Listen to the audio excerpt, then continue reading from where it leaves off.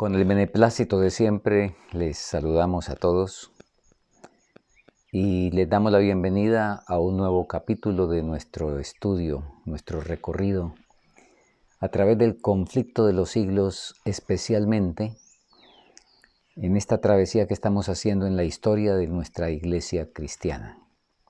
Vamos, por lo tanto, a una vez más, como de costumbre, pedir la presencia divina para nuestra reflexión.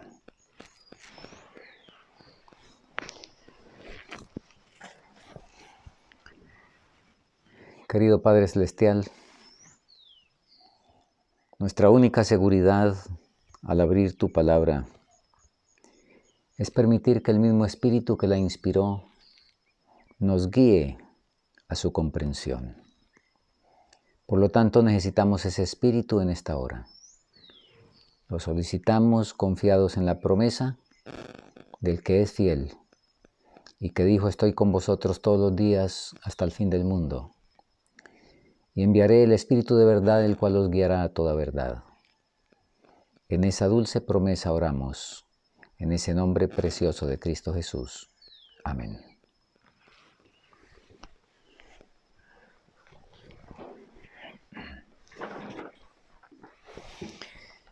Abrimos la palabra en San Mateo capítulo 10, versículos 18 al 20.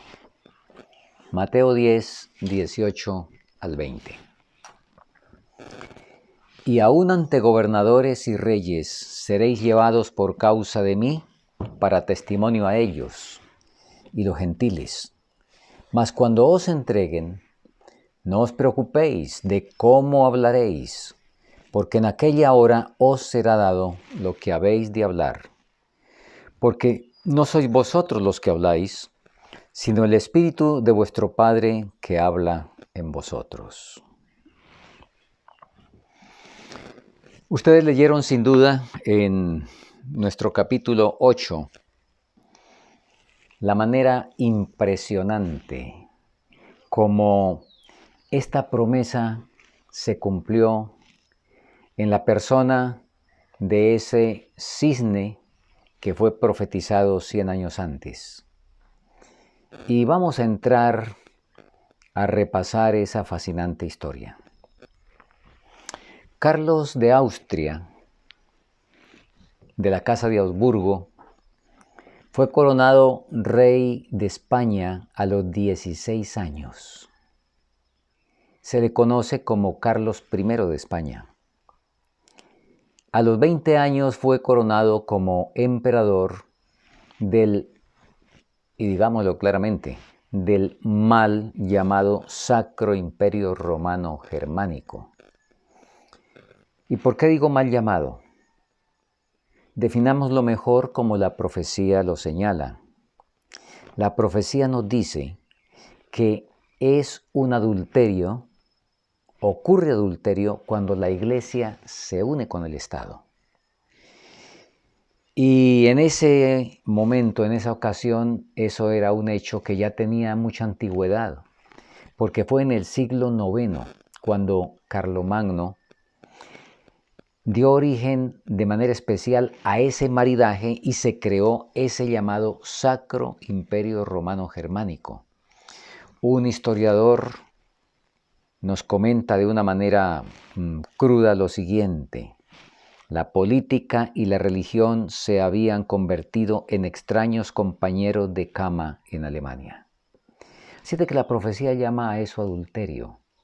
De modo que, y digámoslo claramente, el nombre apropiado para ese imperio sería el adúltero Imperio Romano Germánico.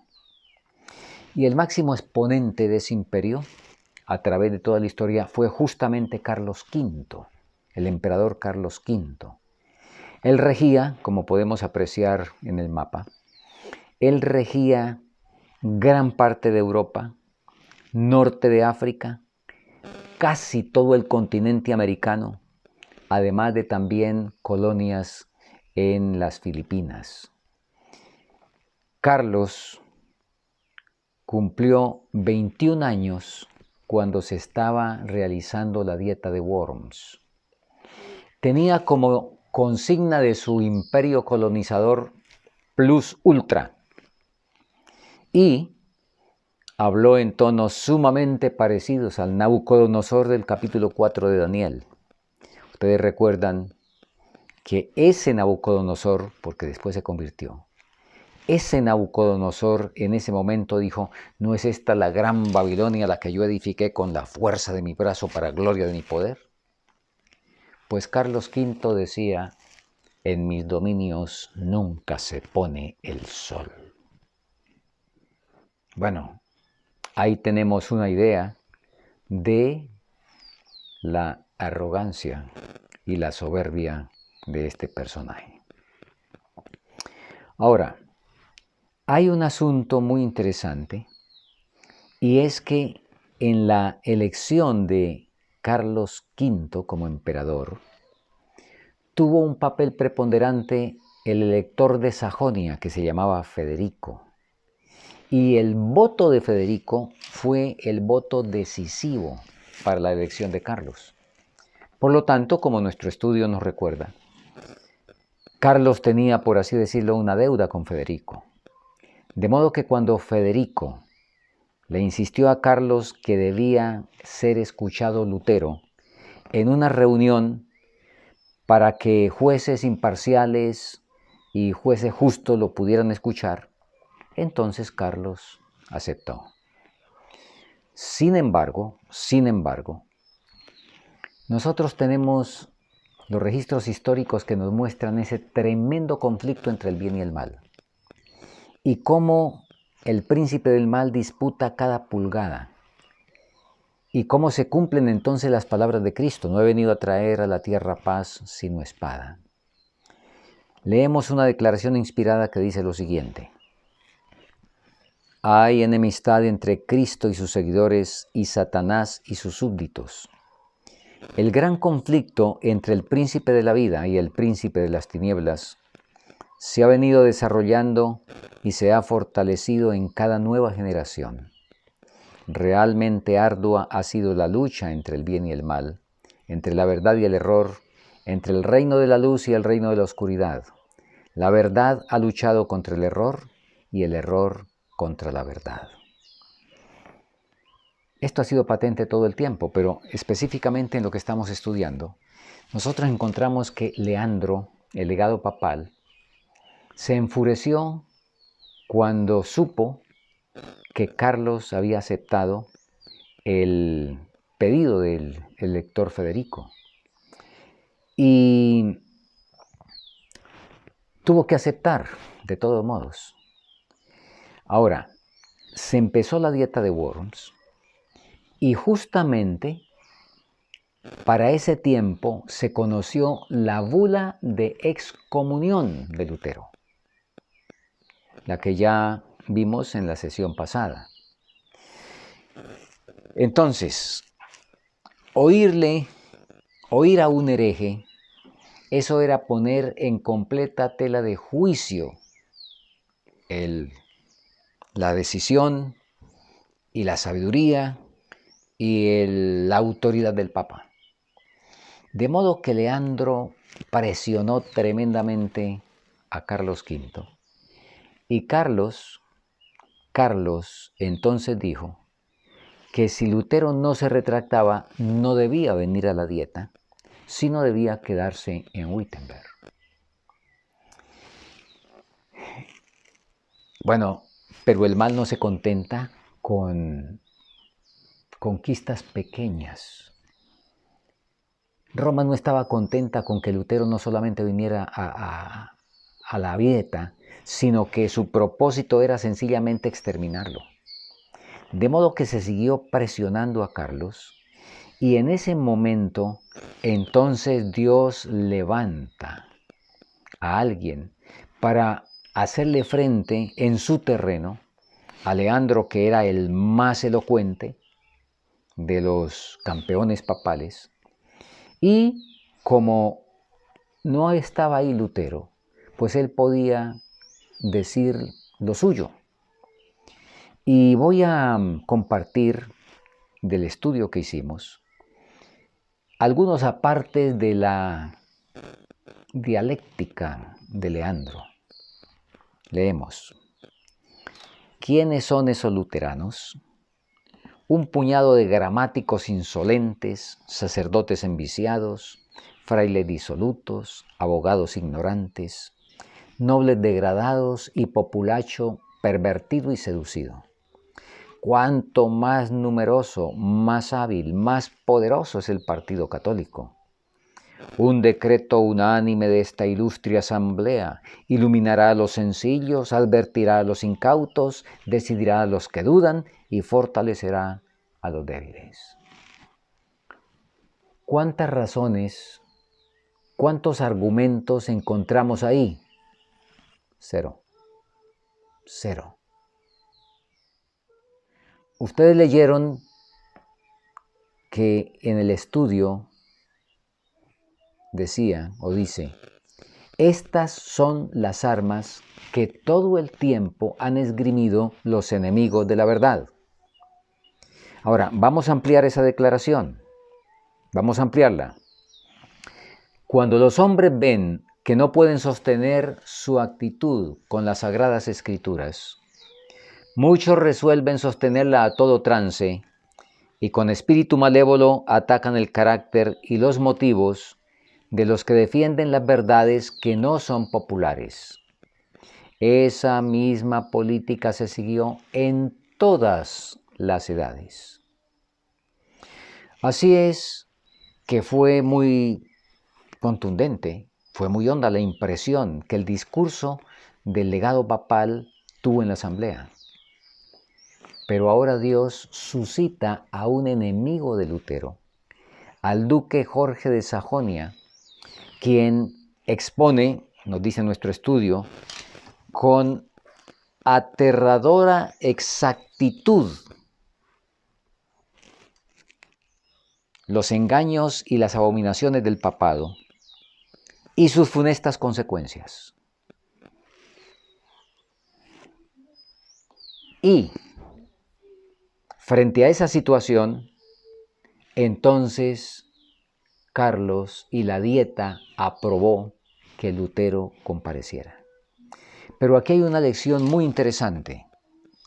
Dios puede hacer su obra sin nosotros.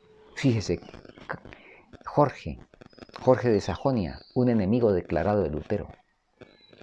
Y ahora es usado por Dios para que con unos criterios sanos de verdad en relación con los abusos, unos criterios de justicia, entonces Él sea el instrumento que Dios usa para permitir que Lutero venga a la asamblea. Nuestro estudio nos dice lo siguiente. De haber estado abiertos los ojos de los circunstantes, habrían visto a los ángeles de Dios arrojando rayos de luz para disipar las tinieblas del error. De modo que se provee a Lutero de un salvoconducto y se le pide que comparezca a Worms. Él sabe, por supuesto, lo que ha pasado con Juan Hus. Ahora, notemos la similitud. Se viene Lutero sin Melanchthon, porque Melanchthon, que está unido de corazón a Lutero, quiere venir, pero Lutero le dice, no le permite. Si yo muero, no hay problema, la causa queda en manos tuyas. Qué tremenda amistad, la de Melanchthon, la de Lutero. Ahora, quiero llamar la atención lo siguiente. Lo que Lutero dijo cuando fue despedido de Wittenberg. Rogad, no por mí, sino por la palabra de Dios. Cristo me dará su espíritu para vencer a esos ministros del error. Triunfaré de ellos con mi muerte. Y es despedido de Wittenberg con llantos. Por supuesto, nadie espera nada positivo. No hay razón para esperar que haya otro resultado distinto al que tuvo Juan Hus.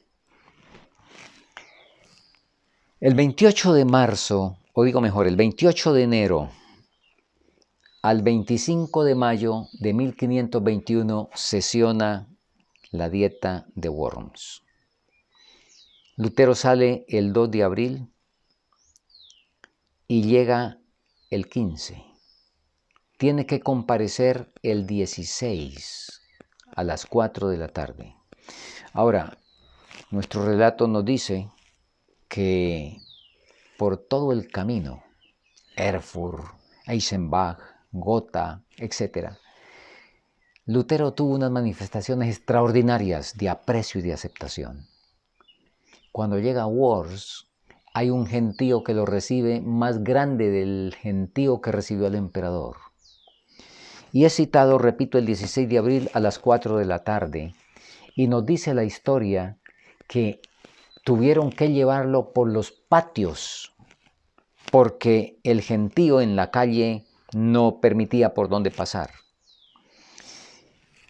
De modo que se presenta ante la dieta, y cuando se presenta ahí y le muestran los libros, le piden que se retracte, él se siente bastante cohibido y por primera vez vemos que ese hombre, de quien la palabra inspirada nos dijo que no le tenía miedo ni al hombre, ni a los demonios, ni a nadie, sin embargo allí sintió un temor pero no por él, sino un temor de que no estuviera él a la altura de dar el testimonio que se requería.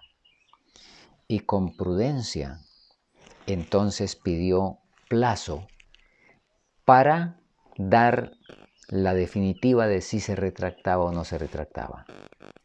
Juan Eck era el portavoz y con la insolencia de siempre le dice que usted sabía a qué venía.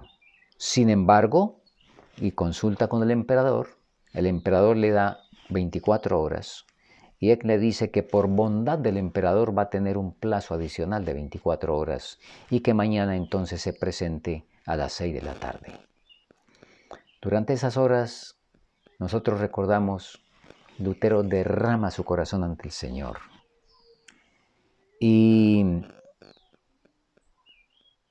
expresa una súplica que es extraordinaria al notar el peso del alma, sintiendo por supuesto la presión de la obra de Dios sobre los hombros, pero diciéndole: Señor, la obra es tuya, aquí estoy, no puedo hacer de otra manera.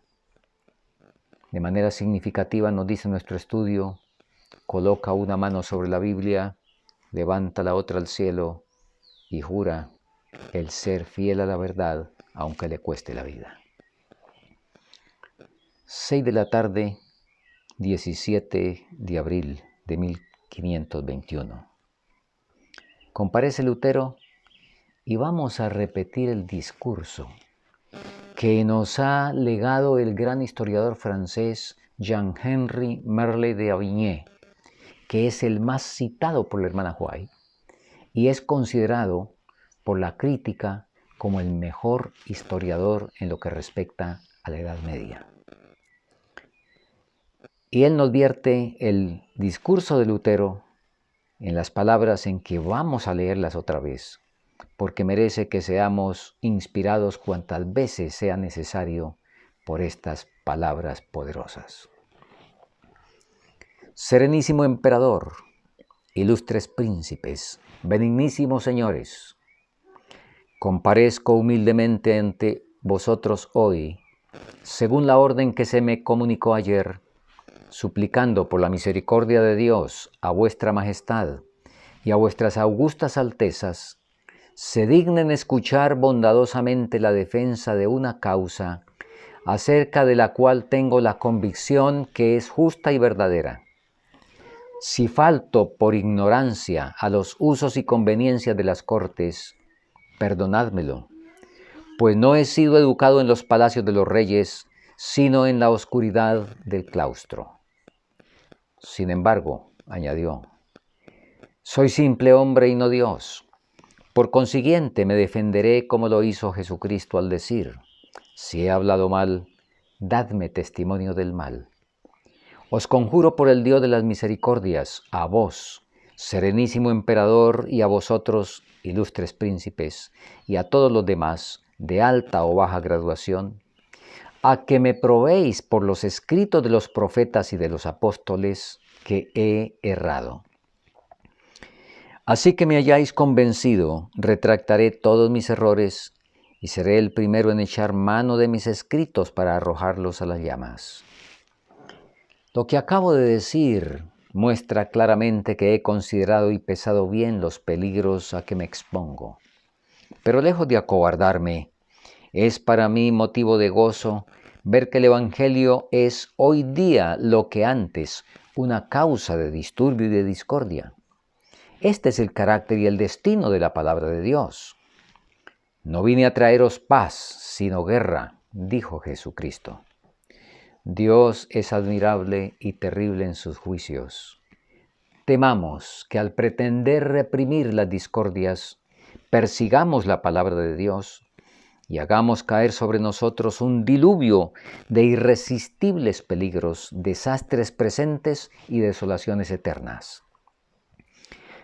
Yo pudiera citar ejemplos sacados de la Sagrada Escritura, hablaros de Faraón, de los reyes de Babilonia y de los de Israel, quienes jamás obraron con más eficacia para su ruina que cuando por consejos en apariencia muy sabios pensaban consolidar su imperio.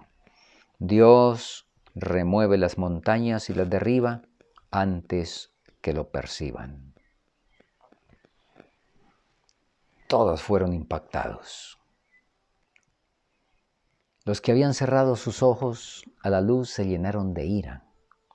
Ahora, recordemos que este discurso fue pronunciado 2 veces. La primera vez en alemán, la segunda vez en latín.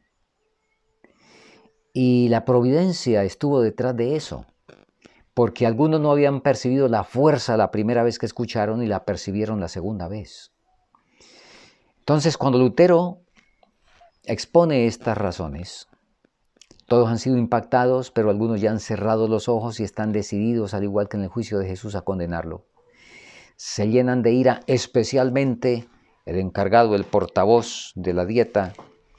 Con indignación le dice a Lutero: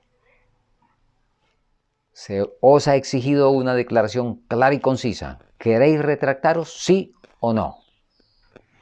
Y ahora viene la respuesta de Lutero, que sin duda es muy conservada con gozo en los anales de las batallas que los siervos de Dios han librado en la tierra, esos anales que Dios guarda con gran amor en el cielo. Aquí está la respuesta de Lutero. Ya que su serenísima majestad y sus altezas exigen de mí una respuesta sencilla, clara y precisa, voy a darla, y es esta. Yo no puedo someter mi fe ni al Papa ni a los concilios, porque es tan claro como la luz del día que ellos han caído muchas veces en el error, así como en muchas contradicciones consigo mismos. Por lo cual, si no se me convence con testimonios bíblicos o con razones evidentes, y si no se me persuade con los mismos textos que yo he citado, y si no sujetan mi conciencia a la palabra de Dios, yo no puedo ni quiero retractar nada, por no ser digno de un cristiano hablar contra su conciencia. Heme aquí, no me es dable hacerlo de otro modo, que Dios me ayude. Amén. Qué inspirador.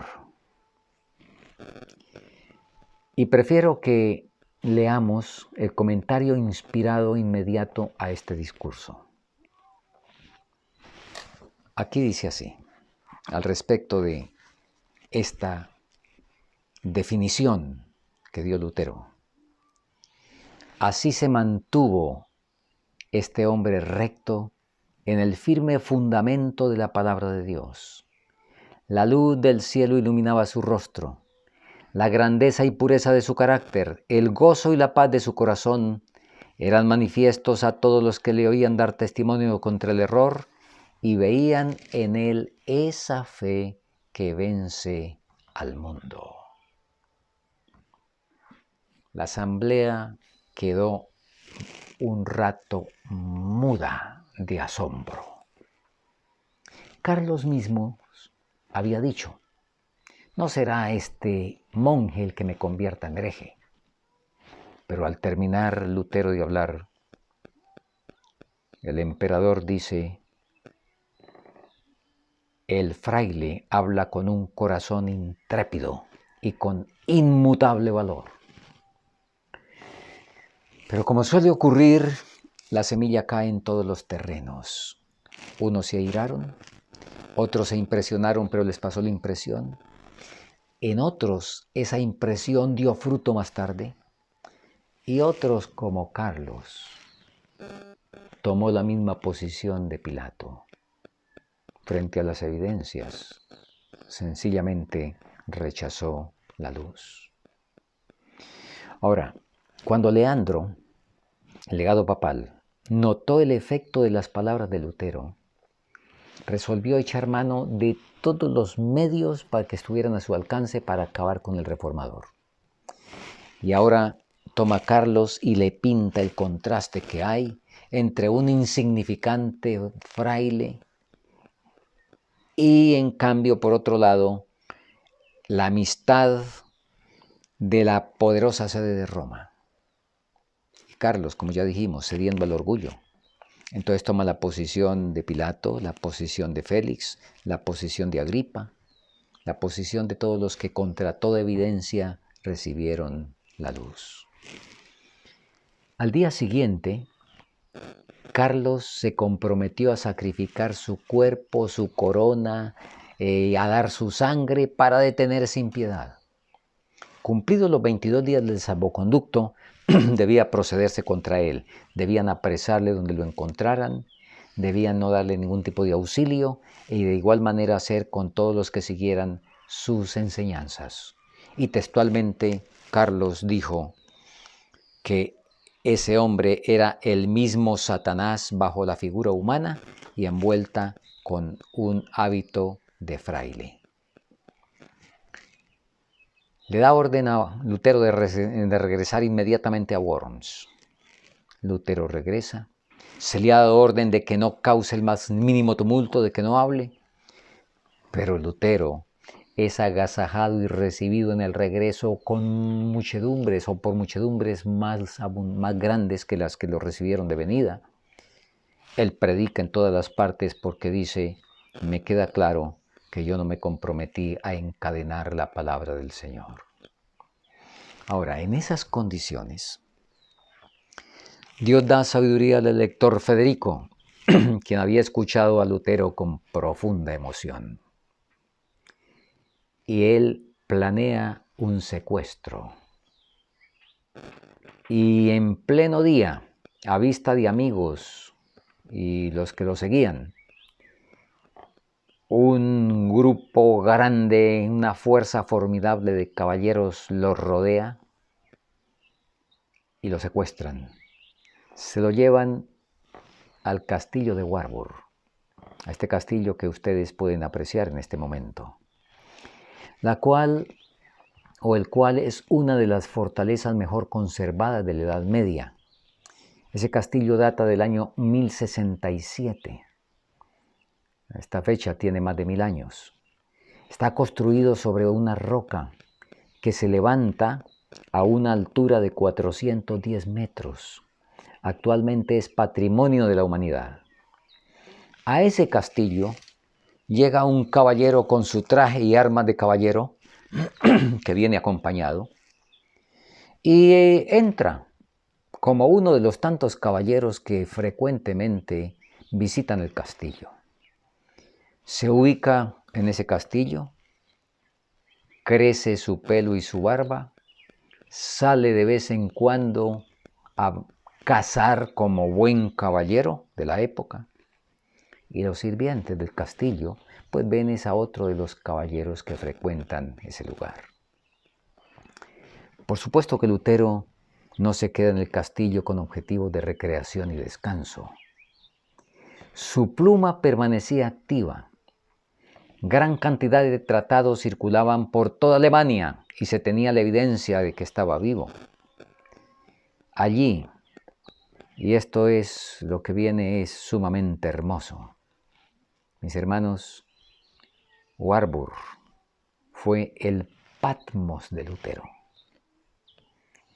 El Patmos de Juan, el discípulo amado, fue esa isla en el mar Egeo, pero a donde fue desterrado por la ira de Domiciano, a esa prisión. Pero allí fue donde se le prestó a la humanidad el mayor los servicios que prestó el apóstol Juan. Allí recibió la revelación del Apocalipsis que hasta hoy y hasta el fin nos guiará esa palabra profética. El Warburg fue el Patmos de Juan. En este caso no por un enemigo, sino por un amigo, por la providencia de Dios. Donde desde esa prisión de Warburg,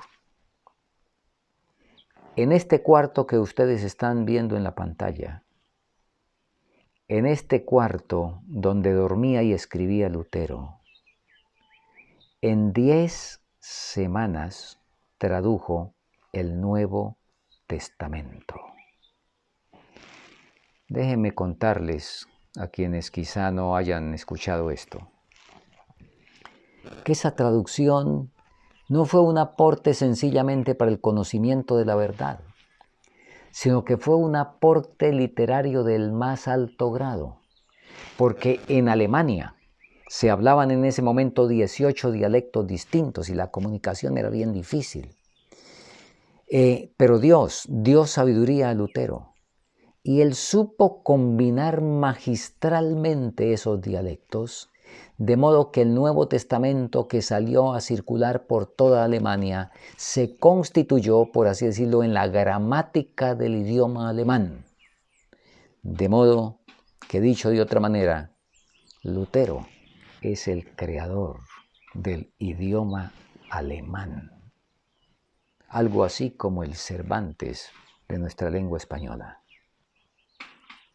La palabra de Dios trae beneficios en todos los sentidos y en todas direcciones. Bien, hermanos, vamos a llegar hasta aquí con los aspectos históricos. Pero nosotros hemos insistido que si nos detenemos en la historia, pues no hacemos mayor cosa. Y eso no nos trae prácticamente ningún beneficio. Entonces, debemos ir más allá. Y más cuando en nuestro estudio nosotros leímos y podemos seguir leyendo lo siguiente.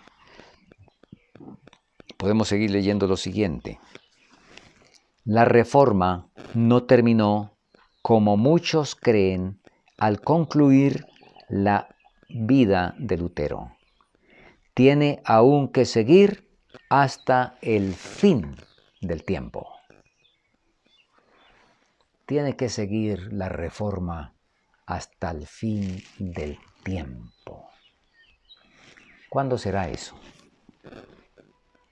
Notemos que ni siquiera dice tiempo del fin, sino destaca de una manera más relevante, fin del tiempo.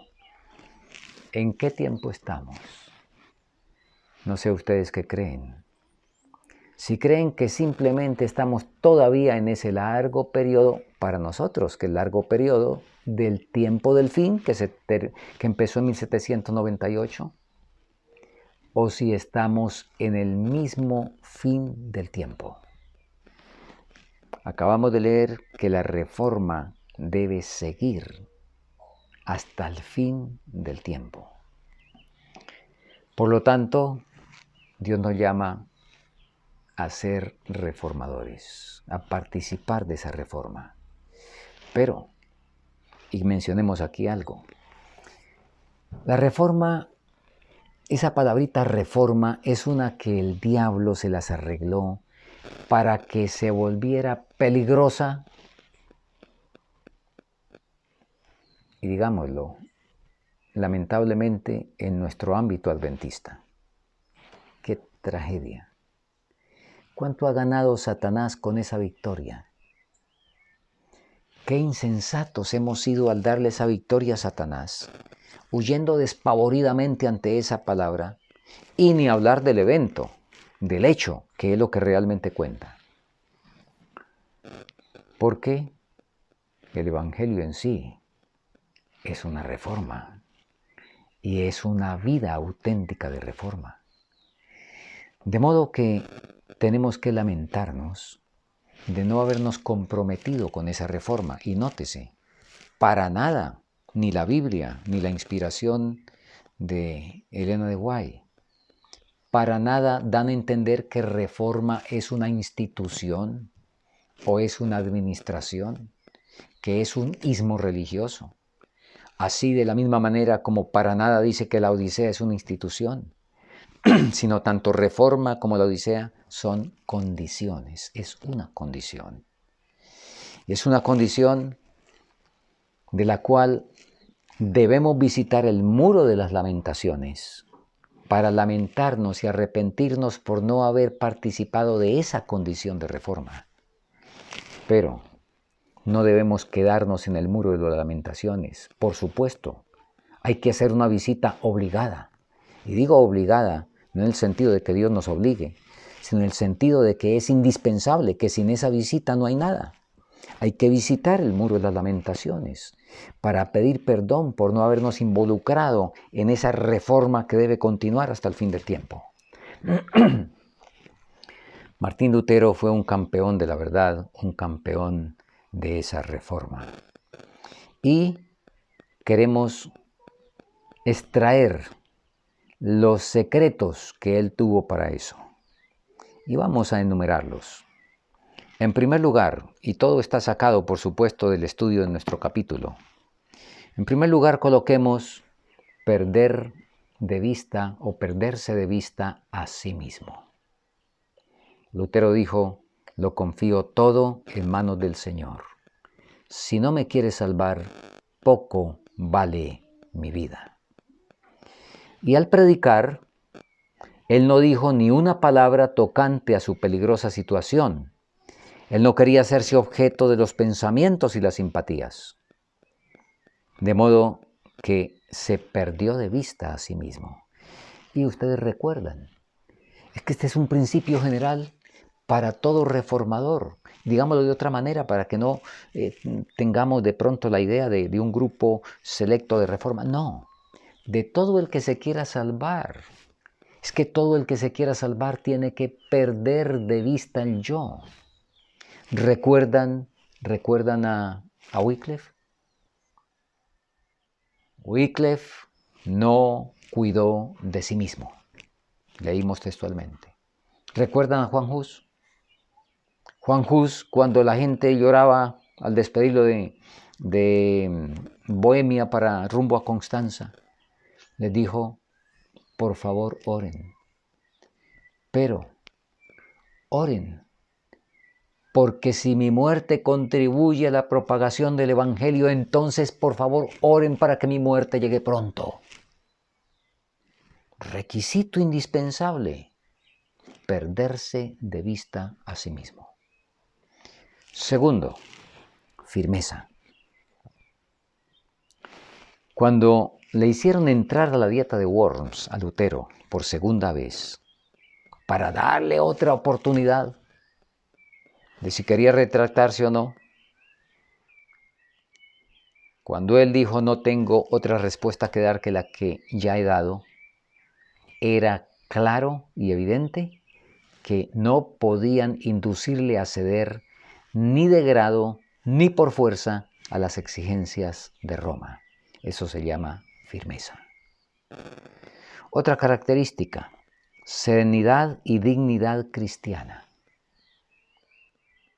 Sus palabras ante la dieta, nos dice en nuestro estudio, habían sido exentas de orgullo, pasión o falsedad. Siguiente característica, integridad. una integridad que lo hacía desafiar la muerte antes que violar los dictados de su conciencia. Y finalmente he colocado celo por la causa de Dios. Celo por la causa de Dios, celo por su causa, la de Dios.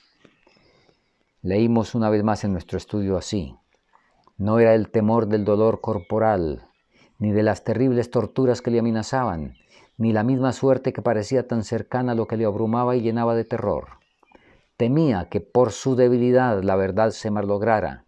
No suplicaba a Dios por su propia seguridad, sino por el triunfo del Evangelio. Mis queridos hermanos, a través de toda la historia, y eso lo vamos a ver en un próximo capítulo, a través de toda la historia hemos tenido gente que cree estar defendiendo la verdad cuando realmente lo que están haciendo es atacándola. Porque la gente llama verdad a una teoría, a una doctrina. Y en torno a ello se hace todo un debate, y defender la verdad equivale a tener victorias en la dialéctica. Pero esa no es la verdad bíblica. La verdad bíblica es una vivencia, es una experiencia. Una mujer sencilla y pagana de Sarepta de Sidón, bajo el espíritu de la inspiración, captó ese hecho. Y encontramos que luego de un gran acto de abnegación, y es muy interesante, que al discernimiento de esa mujer respecto a lo que era verdad, hubo primero un acto de abnegación. Llegó el profeta Elías en medio de esa tremenda sequía que trajo tanta hambruna. La viuda tenía la última harina, el último aceite para hacer las últimas hojuelas y comer con su hijo y morirse. Y llega el profeta y le dice: hágame primero a mí. Hágame primero a mí y después usted come. La Biblia dice que la viuda hizo eso. Y al hacer eso, se preparó para bendiciones mayores. Y sobre todo, preparó su mente para discernir entre la verdad y el error. Porque nos sigue diciendo el relato bíblico ahí en Primera de Crónicas, en el capítulo 17, que cuando murió el hijo, y ahora Elías, en la primera resurrección que ocurre teniendo como instrumento un ser humano, porque antes de eso había resucitado Moisés, la mujer, esa mujer sencilla, pagana, que no tenía la luz del pueblo de Israel, esa mujer dice lo siguiente cuando su hijo resucita y Elías se lo trajo. Entonces la mujer dijo a Elías: ahora conozco que tú eres varón de Dios y que la palabra de Jehová es verdad en tu boca. La palabra de Jehová es verdad en tu boca. Unos 900 años después, hubo otro que también profirió palabra de Dios. Cuando abrimos el relato del Evangelio en Mateo capítulo 4 y el versículo 6, encontramos que alguien dice: a sus ángeles mandará acerca de ti para que te guarden y tu pie no tropiece en piedra. ¿Quién hablaba? Satanás. Satanás estaba citando el Salmo 91. Escrito está: a sus ángeles mandará para que tu pie no tropiece en piedra. Pregunto, ¿hablaba verdad Satanás? Ese escrito está, ¿era verdad en la boca de Satanás? En las ciencias comunes, en el conocimiento común, pregunto, ¿cuánto es 1 más 1? Sí, son 2. ¿Depende quién lo diga? ¿Depende las cualidades morales de quien diga 1 más 1, entonces serán 2 o no serán 2? ¿O es independiente que lo diga el borracho, que lo diga el ateo, que lo diga el libertino, que lo diga el secuestrador, o que lo diga una persona sumamente piadosa? ¿Cuál es el resultado de esa ecuación 1 más 1, 2? El mismo. Así es en el conocimiento de los seres humanos. Así es en la verdad de los seres humanos. No importa quién la diga. No ocurre así en la palabra de Dios. Porque la verdad, la palabra de Dios es verdad en la boca de Elías, pero no es verdad en la boca de Satanás, aunque cite el texto gramaticalmente correcto. Nosotros debemos entender eso. Y por eso, hermanos, el desafío es a que nosotros, al igual que Jesús, podamos ser la verdad. No tener la verdad, sino ser la verdad. Igual que el que dijo, yo soy el camino, la verdad y la vida.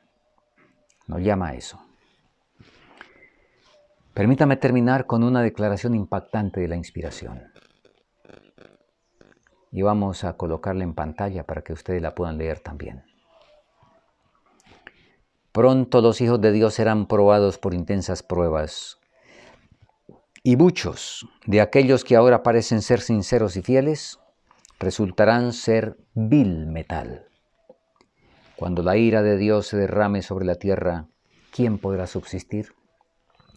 Ahora es cuando los hijos de Dios deben mostrarse fieles a los buenos principios. Cuando la religión de Cristo sea despreciada, cuando su ley sea más menoscabada, entonces deberá ser más ardiente nuestro celo y nuestro valor y firmeza más inquebrantables. El permanecer en pie en defensa de la verdad y la justicia cuando la mayoría nos abandone. El pelear las batallas del Señor cuando los campeones sean pocos, esta será nuestra prueba. Tremendo. Volvamos a una pregunta y miremos la respuesta. Enfaticemos lo siguiente. Cuando todas estas cosas ocurran, ¿quién podrá subsistir? ¿Quién podrá subsistir? Pero enseguida viene la respuesta. Ahora es cuando, ¿cuándo qué? Ahora es cuando los hijos de Dios deben mostrarse fieles a los buenos principios. Esta cita nos dice claramente, ¿quiénes son los que van a poder subsistir? Los que ahora sean fieles a los buenos principios. Yo pregunto, ¿cuáles son esos buenos principios? ¿Tenemos buenos principios? ¿Tenemos buenos principios en el comer? ¿En el mensaje de salud? Espero que todo adventista que está escuchando entienda que el buen principio en el comer es Génesis 1:29, que no es Levítico 11.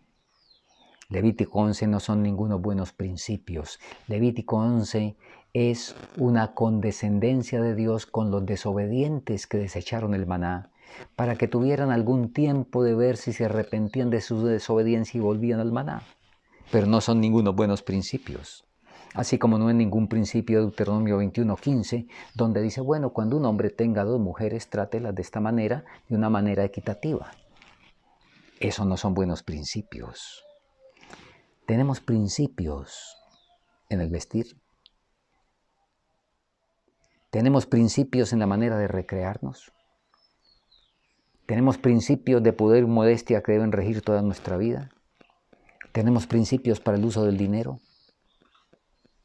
Luego de devolver el diezmo, ¿qué hacemos con el resto de dinero?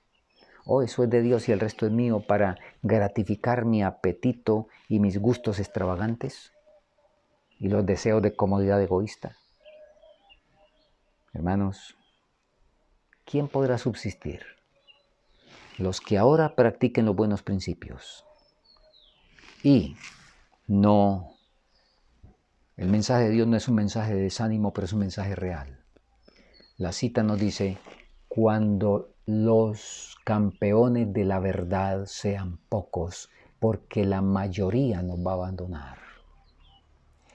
esa mayoría que no vivió hoy los buenos principios, no podrán subsistir en la crisis. Por supuesto que no. El llamado del Señor, por lo tanto, ¿cuál es? A que decidamos. Y, por supuesto, sé que todos los que están escuchando, ninguno querrá pertenecer a la mayoría que abandona, sino aquellos que permanecen fieles a la verdad, aunque se desplomen los cielos. Que el Señor nos ayude y podamos comprometernos únicamente en esa dirección. Oremos.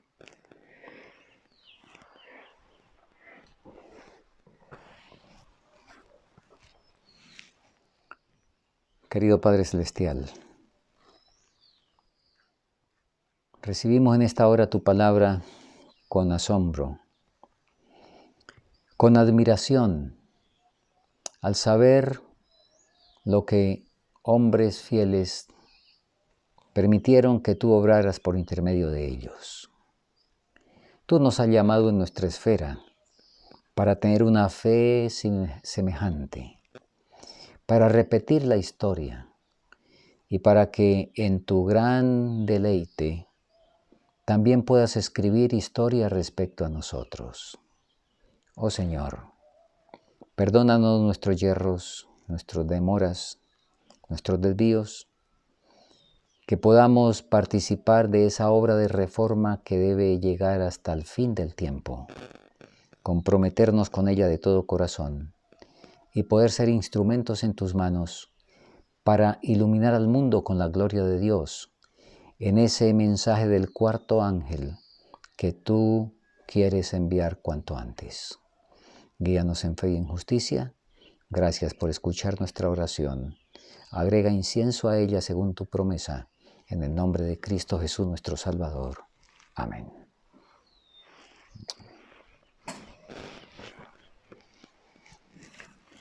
El Señor bendiga a cada uno. Les esperamos la próxima semana en nuestro estudio del conflicto milenario entre el bien y el mal. Dios les bendiga.